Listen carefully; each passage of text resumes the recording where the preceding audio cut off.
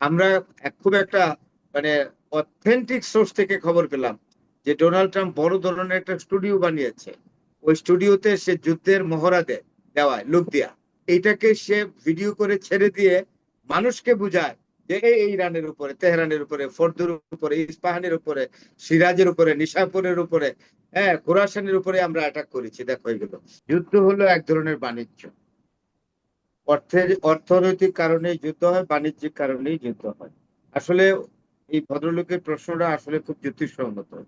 আপনি যদি প্রথম বিশ্বযুদ্ধ হয়েছিল কিন্তু জার্মানি যখন অর্থে, বিত্তে এবং বিজ্ঞানে, প্রযুক্তিতে খুব অগ্রসর হয়ে যাচ্ছিল, তখন ফ্রান্স এবং ব্রিটেন খুব চিন্তায় পড়লো যে তাদের যে কলোনিগুলো সারা পৃথিবীতে আছে, ব্রিটেন ও ফ্রান্সের, এইগুলো আর থাকবে না। কারণ জার্মানি যদি ব্রিটিশ এবং ফ্রান্স থেকে অনেক শক্তিশালী হয়ে যায়, তাহলে ব্রিটেন এবং ফ্রান্সকে তাদের কলোনি ছেড়ে একেবারে ঘরে বসতে হবে। এবং এর ফলেই এই ফার্স্ট ওয়ার্ল্ড ওয়ার ডিক্লেয়ার করে দেয়। এটা যে প্রিন্স ফার্ডিনান্ডকে মেরেছিল, এগুলো তার ওয়াইফকে মেরেছিল, এইগুলো আসলে একটা উপলক্ষ মাত্র। আসলে হলো বাণিজ্যিক ভাবেও, অর্থনৈতিক ভাবেও এবং বিজ্ঞান ও প্রযুক্তিতে জার্মানি তখন অনেক অগ্রসর হয়ে যাচ্ছিল। আর that was the headache for Britain and France. তখনই যুদ্ধটা হয়েছিল। আমার মনে হয় এখন যে যুদ্ধটা হয়েছে বিভিন্ন ইয়ের মাধ্যমে, আপনার কি বলে, গোয়েন্দা সংস্থার মাধ্যমে বা বিভিন্ন রিপোর্টের মাধ্যমে, আমেরিকা এবং আপনার ইসরায়েল কনভিন্স ছিল যে ইরান যেভাবে অগ্রসর হচ্ছে, একটা পর্যায়ে ইরান কিন্তু আমাদের আস্তানায় হাত দেবে। অর্থাৎ সবচেয়ে বড় আস্তানা হলো আমেরিকার মধ্যপ্রাচ্য, তেলের আস্তানা এবং তার মিলিটারি বেস।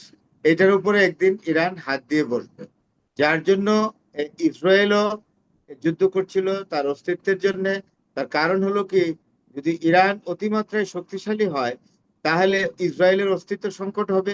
এবং গত বছর 12 দিনের যুদ্ধে ইসরায়েল কিন্তু শঙ্কিত হয়ে পড়েছিল যে ইরানের যে শক্তিমত্তার প্রথম পরিচয় তারা যুদ্ধে ওয়ারফিল্ডে পেয়েছে।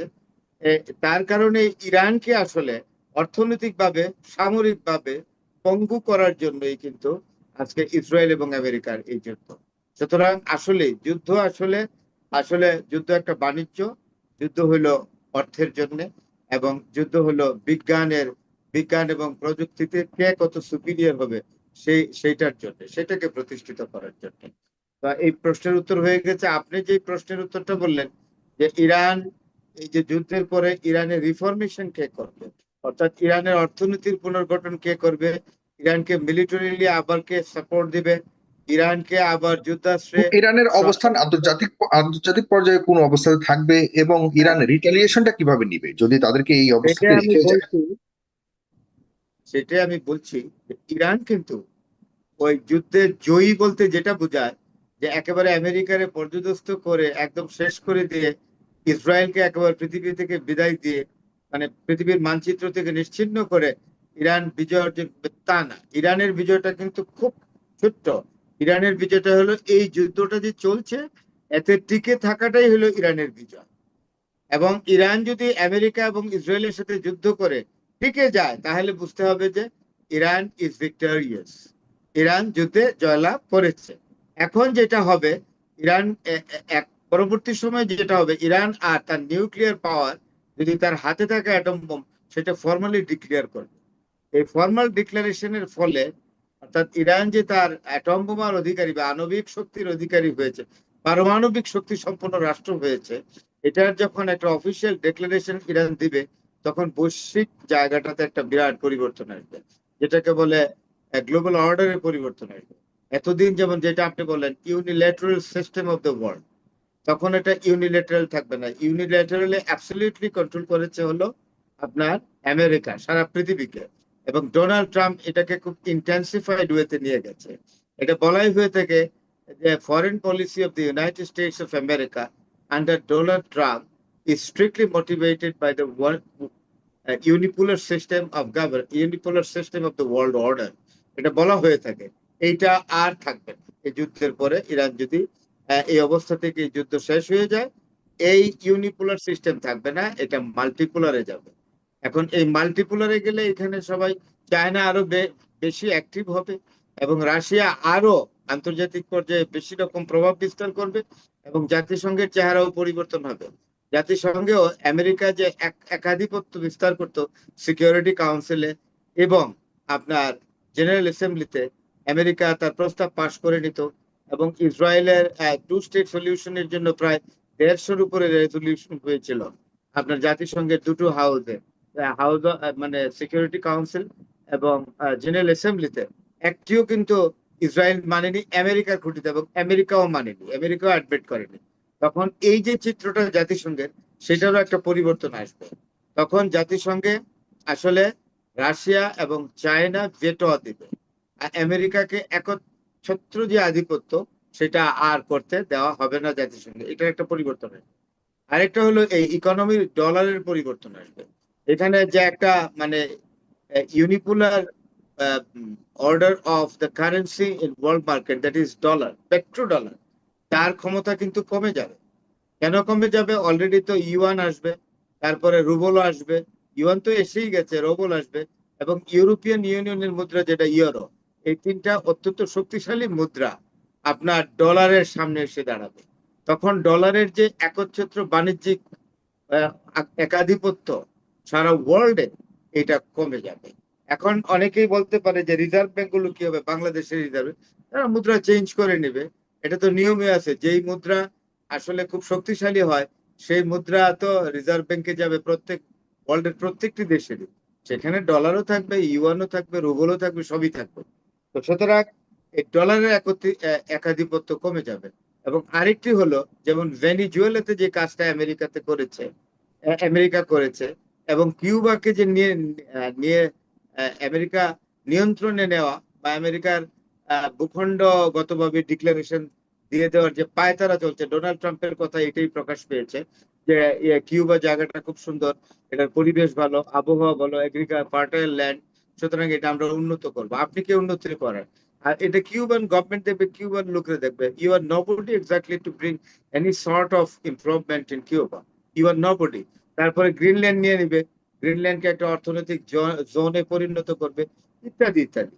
এইসব কথাবার্তা আর আমেরিকার থাকবে না। আমেরিকা আর এই ভয়েসে কথা বলতে পারবে না এই যুদ্ধের পরে, যদি ইরান অপরাজিত থাকে। আরেকটি হলো এই যে ডোনাল্ড ট্রাম্প যে একটা ফেক লোক, সেটাও কিন্তু আমাদের বুঝতে হবে। আমরা খুব একটা মানে অথেন্টিক সোর্স থেকে খবর পেলাম যে ডোনাল্ড ট্রাম্প বড় ধরনের একটা স্টুডিও বানিয়েছে।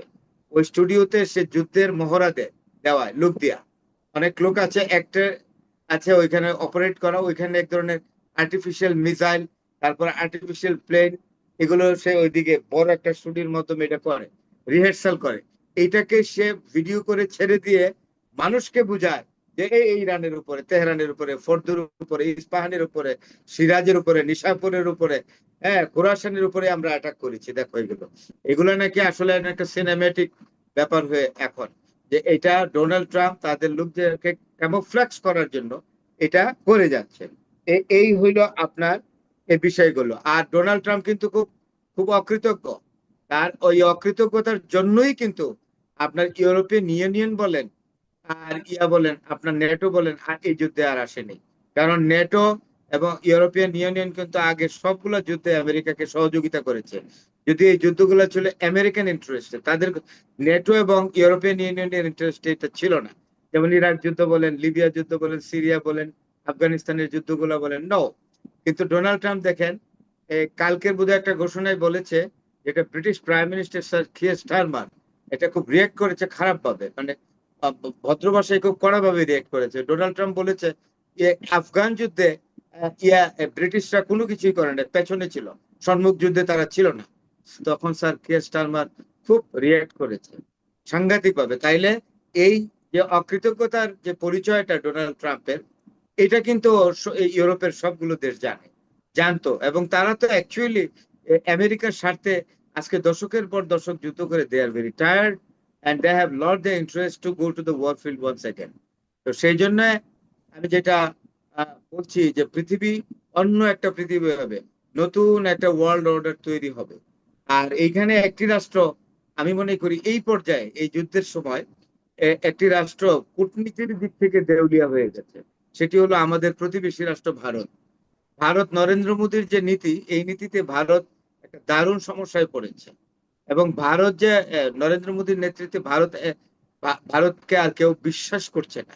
যেমন আপনি যে নেগোসিয়েশন করার জন্য পাকিস্তানকে তারা বেছে নিচ্ছে, যেটা আমেরিকাও চায় এবং ইরানও চায় যে পাকিস্তান আসো নেগোসিয়েট করতে, কিন্তু ভারতের সেখানে দাওয়াতটা পেল না। ভারত কিন্তু একটা আঞ্চলিক শক্তি। আমি মনে করি এই নরেন্দ্র মোদীর ইল ফরেন পলিসি, এই ভারতের যে স্ট্যাটাস ছিল রিজিয়নাল পাওয়ার হিসেবে, এটা খর্ব হয়ে গেছে। এরপরেও চায়না যেহেতু ইরানকে নিয়ে ইরানকে সহযোগিতা করছে, রাশিয়া যেহেতু করছে, এই নতুন বিশ্ব যখন আবার আসবে, এই যুদ্ধের পরে নতুন বিশ্ব ব্যবস্থা তৈরি হবে, সেখানে কিন্তু ভারত খুব সম্মানজনক জায়গা পাবে না। যদিও ভারতের সাংবাদিকরা বিভিন্নভাবে চিৎকার করে, কিন্তু সেটা হবে না। কারণ ওয়ার্ল্ড অর্ডার একটা গ্রামার, এই গ্রামারে আমার মনে হয় একটা অঙ্ক বা যেটাই বলেন, এই অঙ্কে কিন্তু আসলে ভারত আসলে একটা বাড়তি শূন্য ডান দিকে দিতে ভুলে গেছে। সেটা তার ডিপ্লোমেসির ফেইলিয়ার, টোটালি ফেইলিয়ার। আপনি দেখেন তো, সবচেয়ে বড় কথা হলো এই যে আমি একটা এই যে ব্রহ্মাচালানি তার আর্টিকেলে তো বলেছেন যে সর্বোচ্চ নেতা মারা গেছে, যিনি হেড অফ দ্য স্টেট ছিলেন ইরানের, তাকে ইসরায়েলিরা গুপ্ত ঘাতকের মাধ্যমে হত্যা করেছে বলতে গেলে, কিলিং স্কোয়াড এজেন্সির মাধ্যমে। এত বড় একটা নিন্দনীয় হত্যাকাণ্ডকে ভারত কিন্তু ভারতের প্রধানমন্ত্রী এবং ভারতের প্রেসিডেন্টও কোনো ইয়ে করলো না, নিন্দা জানালো, কন্ডেম করেনি। এবং কন্ডোলেন্স বইয়ে সই করতে গেছে কে জানেন? Foreign minister. তো foreign minister's condolence is not exactly enough, particularly in this aspect where the supreme leader, that the head of the country of Iran, died of sudden attack of Israel or something like this. তো সেই জন্য এরা ইন্ডিয়ার একজন defence অ্যানালিস্টই বলেছেন এটা সঠিক হয় নাই, এতে ভাবমূর্তি নষ্ট হয়েছে। ভারতের লোকসভায়ও আপনার মোদীকে প্রতিদিন নিন্দাবাদ করা হচ্ছে। তো সুতরাং আমি মনে করি যে এখানে ভারতের অবস্থান নাজুক হয়েছে এবং জি। নতুন বিশ্বে চায়না কিন্তু আর ভারতকে যতটুকুনি আগে মূল্যায়ন করতো সেটা আর দিবে না। কারণ ভারতকে পরবর্তী সময়ে ইরান তার চাবাহার বন্দর, বন্দর অভ্যাস, এইগুলো বিজনেস পোস্ট হিসেবে ব্যবহার করার ক্ষেত্রে ভারত থেকে আগে দিত, প্রচুর সুযোগ দিয়েছে। সেই সুযোগগুলা ইরান আর এরপরে দিবে না। সবচেয়ে বড় কথা, ভারতের একজন সাংবাদিক ভদ্র মহিলা গিয়েছিলেন এই যুদ্ধের পরের দিনে অ্যাটাকে, যেটা উনি ফরেন মিনিস্টার আব্বাস আরগাচি ইন্টারভিউ করতে। উনি একজন ভারতীয় মহিলা সাংবাদিক, খুব চৌকুশ, নামটা ভুলে গেলাম। উনি যখন গেল তখন প্রথমেই প্রশ্নটা করলেন, মানে আব্বাস আরগাচিকে প্রশ্ন করার আগে আরগাচি বলেন আপনি কেমন আছেন, যে ভালো আছি। বললেন যে আপনার দেশের প্রধানমন্ত্রী তো আপনার ইসরায়েলের প্রধানমন্ত্রীর সঙ্গে যেদিন দেখা করে কথা বলেন, পরের দিনে আমাদেরকে ইসরায়েল এবং আমেরিকা আক্রমণ করলো। আমার কি এই কথাটা অনুমান করলে খুব ভুল হবে যে আপনাদের দেশের প্রধানমন্ত্রী আক্রমণের কথা জানতেন? আমরা মনে করি জানতেন।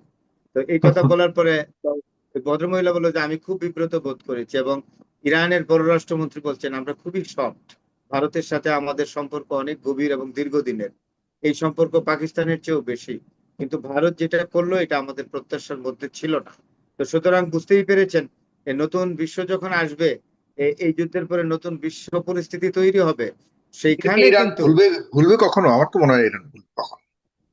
হ্যাঁ, এই ভারতের এই ভূমিকা গুলোকে ইরান ভুলে যাবে এমনটি হবার সুযোগ নেই, না এটা না, বলছি। আর কোনো সুযোগ নাই। কারণ আমি মনে করি ইরানের রাষ্ট্রীয় জীবনে এর চেয়ে বড় দুর্যোগ আর হতে পারে এরপরে না। আবার এই এরপরে আবার দুর্যোগে ভারত সাগরে গিয়ে ইরানের অনেক প্রায় 100 জনের তারপর কাছাকাছি। দেখেন ঠিকটা যখন হ্যাঁ, তারা তারা ভারত যেখানে হোস্টিং করলো এক্স্যাক্টলি। নেভি মানে নেভাল বেগে নিয়ে অফিসারদের, মেরে ফেলেছে ধরতে ইরানে গেলে, তারা ব্যাপারটা ফিরে এরকম। যাচ্ছিল, ভারতীয় কিছু সাংবাদিক তাদের অজ্ঞতা যথেষ্ট।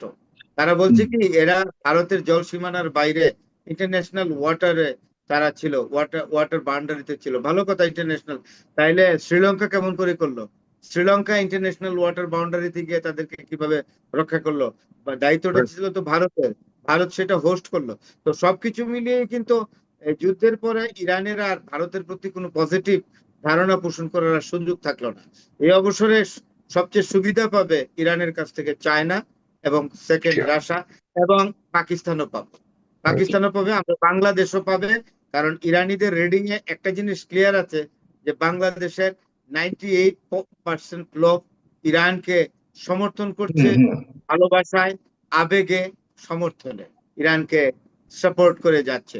এটা একটা ঠিক। বড় ব্যাপার। আমি আমি ইরানিয়ান এম্বাসিতে গিয়েছিলাম। I have got a very good and friendly gesture from the third secretary because ambassador was engaged in a meeting. Thank you very much. ধন্যবাদ, আপনাকে অনেক ধন্যবাদ। খুব চমৎকার ভাবে বলেছেন যে পরিবর্তিত পৃথিবী কেমন হবে, সেখানে বাংলাদেশের অবস্থাও কেমন, আমাদের প্রতিবেশী দেশগুলোর অবস্থা কেমন।